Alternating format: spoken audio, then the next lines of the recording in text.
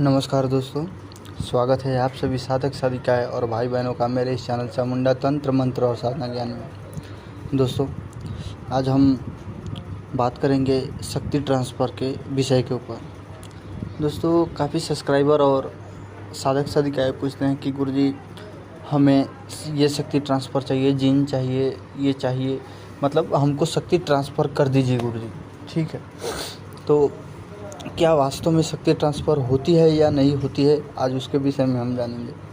देखिए दोस्तों, शक्ति ट्रांसफ़र तो होती है, ठीक है, ये बात में तो संदेह नहीं है कि शक्ति ट्रांसफ़र नहीं होती है, ठीक है।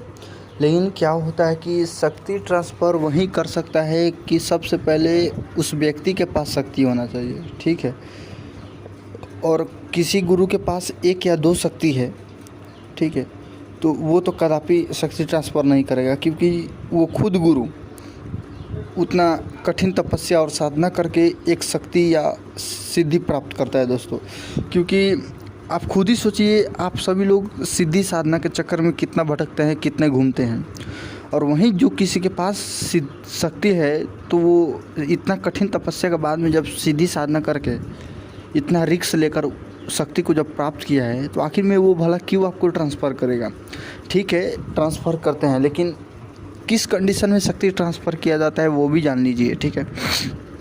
अगर कोई गुरु, ठीक है, कोई गुरु अगर बुढ़ापे के समय में आ गया है, ठीक है, तो वो क्या करता है, अपने शिष्य को शमशान घाट में बैठाकर या फिर किसी मंदिर में या फिर किसी एकांत स्थान पर बैठाकर पूजा पाठ होता है, ठीक है।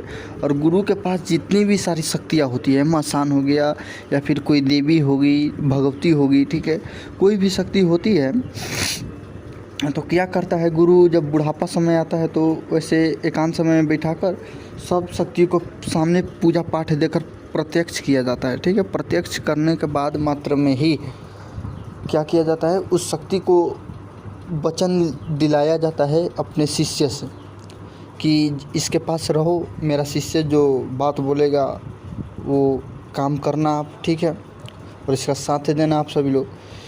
लेकिन वहीं कुछ शक्तियाँ होती है दोस्तों कि जो कभी भी ट्रांसफ़र नहीं होती है, इस बात का आप लोग ध्यान रखिएगा। और आजकल तो मैं देख रहा हूँ कि काफ़ी सारा स्कैम हो रहा है यूट्यूब के ऊपर, ठीक है। बड़े बड़े तांत्रिक बैठे हुए हैं ढोंग रचाकर कि मैं ये शक्ति ट्रांसफ़र करता हूँ, तेलिया मसान ट्रांसफ़र करता हूँ, प्रेत ट्रांसफ़र करता हूँ, अप्सरा ट्रांसफ़र करता हूँ। अरे भाई, अप्सरा कोई खिलवाड़ वाली चीज़ थोड़ी है, हैं? अप्सरा कोई छोटी चीज़ थोड़ी है। जब किसी के पास अप्सरा होगी तो वो उसके पास पैसा की कमी थोड़ी होगा जो उस शक्ति ट्रांसफ़र करके पैसा मांगेगा। तो देखिए आखिर में वो लोग करते क्या हैं। क्या होता है दोस्तों, किसी के ऊपर भूत प्रेत नकारात्मक शक्ति होता है, जिन खबीस होता है, तो उसके ऊपर क्या किया जाता है कि मतलब उस नकारात्मक ऊर्जा को हटाकर अपने कब्जा में ले लिया जाता है दोस्तों, ठीक है।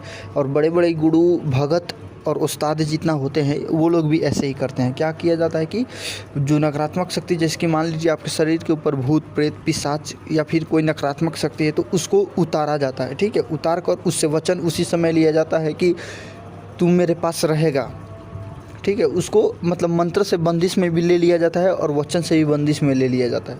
लेने के बाद क्या किया जाता है, उसका लाट बनाया जाता है, मतलब ग्रुप बनाया जाता है। हमारे देहाती भाषा में उसको लाट बोलते हैं। तो उसका ग्रुप सेपरेशन किया जाता है दोस्तों, ठीक है। और किसी देवी के अंडर में या फिर ब्रह्म बाबा के अंडर में, बामत देवी एक होती है हमारे यहाँ, ग्रामीण देवी हैं, उनके अंडर में वो सब ग्रुप भूत प्रेत पिशाच का ग्रुप उनके अंडर में दे दिया जाता है, ठीक है।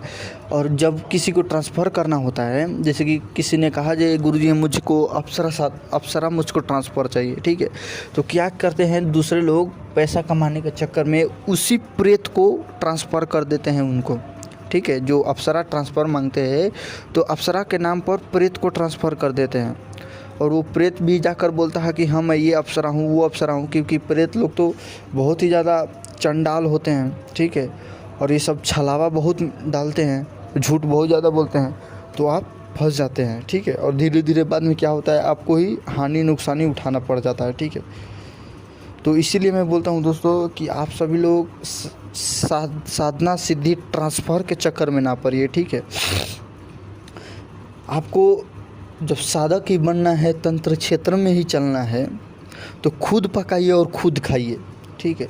जब खुद पकाएंगे, खुद खाएंगे, या फिर जब आप जिस वृक्ष को रोप कर जब बड़ा करेंगे तो उसका छाँव में बैठने में बहुत मज़ा आएगा दोस्तों, ठीक है। लेकिन दूसरे के बगीचे में जाकर आप जब बैठेंगे तो वो कब आपको हटा देगा उसका कोई गारंटी नहीं है, ठीक है।